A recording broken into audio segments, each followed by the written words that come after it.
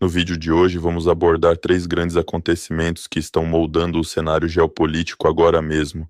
Primeiro, Donald Trump rejeitou publicamente a oferta da Ucrânia de compartilhar sua tecnologia de defesa contra drones testada em combate, afirmando que os Estados Unidos simplesmente não precisam dela.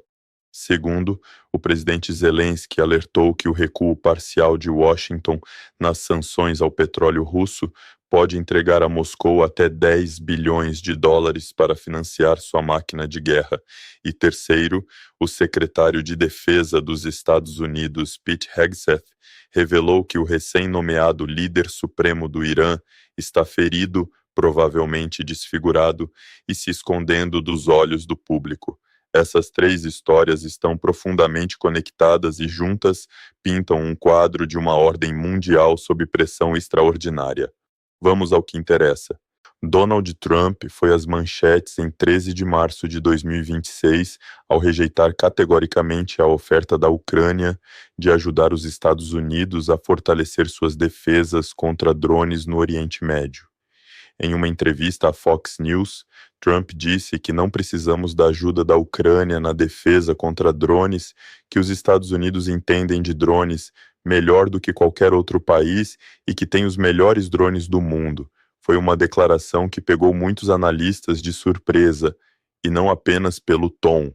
A rejeição contradiz diretamente uma afirmação anterior do presidente ucraniano Volodymyr Zelensky, que havia dito que Kyiv já havia concordado com o pedido de Washington por assistência na proteção das bases militares americanas na Jordânia. Mais de 10 países solicitaram formalmente a expertise da Ucrânia no combate a drones de ataque, segundo Zelensky. Especialistas ucranianos teriam sido enviados à Arábia Saudita, ao Catar e aos Emirados Árabes Unidos. A oferta não foi feita apenas por boa vontade. A Ucrânia vem propondo essa troca tecnológica desde o ano passado, oferecendo know-how antidrone comprovado em combate em troca de sistemas avançados de defesa antimíssil. O governo Trump teria rejeitado a oferta inicial em agosto de 2025, durante a visita de Zelensky à Casa Branca. E aqui está o que torna a rejeição de Trump tão impactante do ponto de vista estratégico. A Rússia tem atacado a Ucrânia com uma média de 150 a 200 drones por dia. Em julho de 2025, um único ataque em massa incluiu 728 drones de ataque e iscas do tipo Shahed, um recorde que chocou analistas militares ao redor do mundo. Entre dezembro de 2025 e fevereiro de 2026, as forças russas lançaram quase 19 mil drones de ataque contra o território ucraniano. A Ucrânia teve que aprender, sob fogo e a um custo enorme, como derrotar essas armas em escala. Nenhum exército do mundo acumulou mais experiência em tempo real no combate a ataques de enxame de drones do que a Ucrânia. E ainda assim, os Estados Unidos, agora enfrentando sua própria ameaça de drones iranianos no Oriente Médio, estão se afastando desse conhecimento. Pense nisso por um momento. O conflito no Oriente Médio escalou drasticamente depois que forças americanas e israelenses lançaram ataques combinados contra o Irã em 28 de fevereiro de 2026. Desde então, Teherã disparou mais de 500 mísseis balísticos e mais de 2.000 drones contra alvos na região. Os Estados Unidos agora operam em um ambiente de ameaça surpreendentemente semelhante ao que a Ucrânia vem navegando por mais de 2 anos, e a própria admissão de Trump na mesma entrevista à Fox News adicionou uma camada de preocupação séria. Ele reconheceu que a Rússia pode estar fornecendo assistência limitada ao Irã, dando credibilidade a relatórios de inteligência anteriores que sugeriam que Moscou está ajudando as forças iranianas a coordenar ataques contra alvos militares americanos. A Rússia ajudando o Irã a atacar tropas americanas, e os Estados Unidos recusando a ajuda ucraniana para detê-los. Essa é a contradição que está no coração da postura atual de Washington.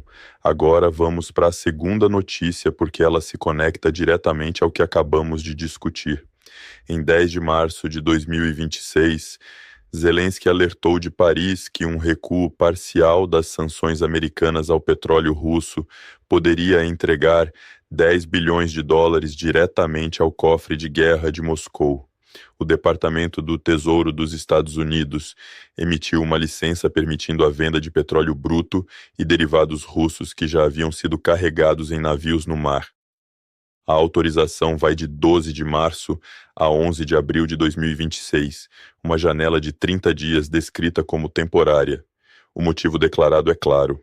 O conflito no Oriente Médio elevou os preços de energia a níveis alarmantes, com o petróleo se aproximando de $100 por barril depois que o Irã fechou o Estreito de Hormuz, um ponto de passagem por onde flui cerca de 20% do suprimento mundial de petróleo. Washington precisava aliviar a pressão de oferta rapidamente, e os petroleiros russos já no mar eram uma solução rápida. Mas o argumento de Zelensky corta direto através da lógica econômica. A Rússia gasta suas receitas energéticas em armas. Essas armas matam ucranianos.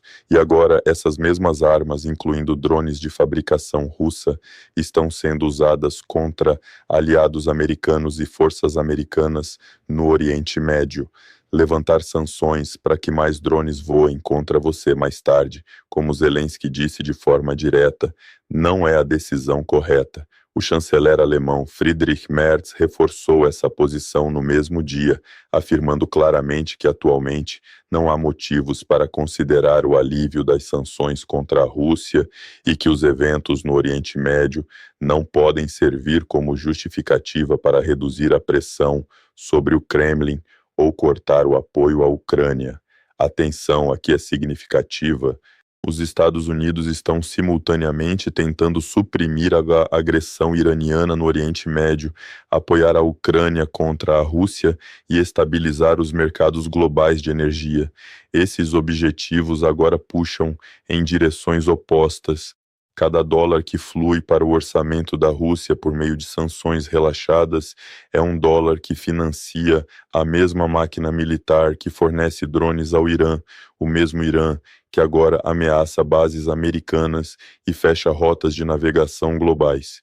A ironia geopolítica é quase afiada demais para ser real. Se você está assistindo a este vídeo e quer se manter informado sobre tudo o que acontece neste mundo em rápida transformação, é exatamente esse tipo de análise que trazemos a você toda semana. Inscreva-se no canal, ative o sininho e garanta que você nunca perca um vídeo.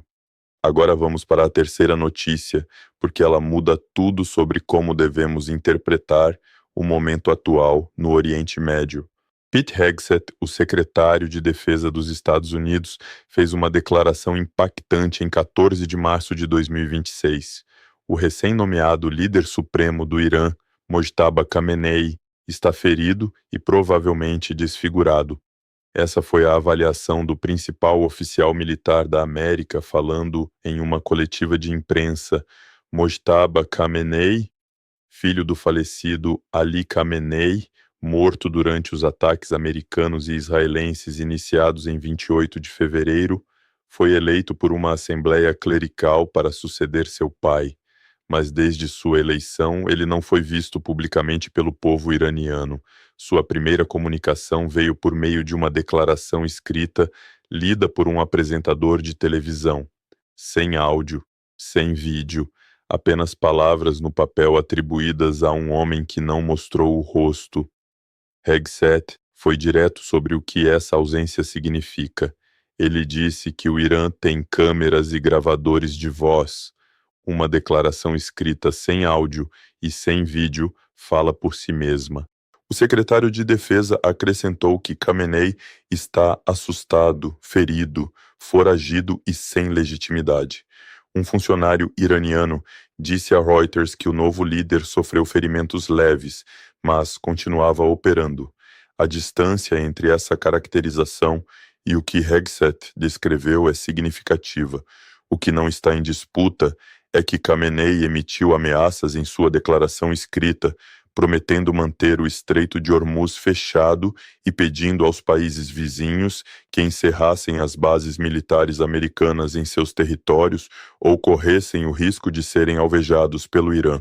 São exigências maximalistas de um líder que não pode mostrar o rosto, emitidas por meio de uma declaração lida por um apresentador de notícias.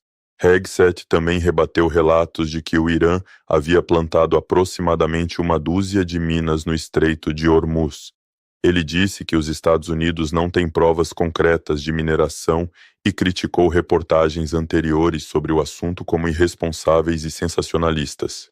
Sobre o que ele foi categórico, no entanto, é que Washington não permitirá que o Irã conteste a navegação pelo Estreito de Hormuz.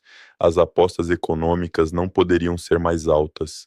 Os preços do petróleo já estão próximos de $100 por barril. Um bloqueio sustentado de Hormuz, real ou percebido, poderia empurrar os custos de energia a níveis que desestabilizariam economias inteiras. O fato de que o novo líder supremo iraniano está aparentemente ferido, isolado e se comunicando apenas por declarações escritas sugere que a estrutura de liderança iraniana está sob profundo estresse. Um governo cuja autoridade suprema não pode aparecer em público é um governo navegando uma crise de legitimidade em tempo real. O que une essas três notícias é um único fio condutor. O mundo está gerenciando várias crises sobrepostas simultaneamente, e as decisões tomadas agora vão definir o equilíbrio de poder pelos próximos anos. Os Estados Unidos estão recusando a expertise ucraniana em drones enquanto enfrentam uma ameaça de drones iranianos. Washington está aliviando sanções ao petróleo russo enquanto Moscou supostamente ajuda o Irã a atacar alvos americanos. E o novo líder supremo do Irã está ferido e se escondendo enquanto emite ameaças maximalistas que talvez não tenha poder para cumprir.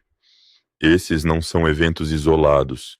São pontos de pressão interconectados em um sistema global que está sendo testado de formas que raramente foi testado antes. A questão não é se essas tensões vão produzir consequências, elas já estão produzindo. A questão é até onde a escalada vai e se as decisões sendo tomadas agora em Washington, Kiev, Moscou, Teherã e Riad refletem um pensamento estratégico claro ou simplesmente o caos de múltiplas crises simultâneas colidindo de uma vez. O que você acha? Deixe sua opinião nos comentários abaixo. Esses eventos estão conectados de formas que a mídia convencional não está explicando completamente. Lemos todos os comentários e sua perspectiva importa.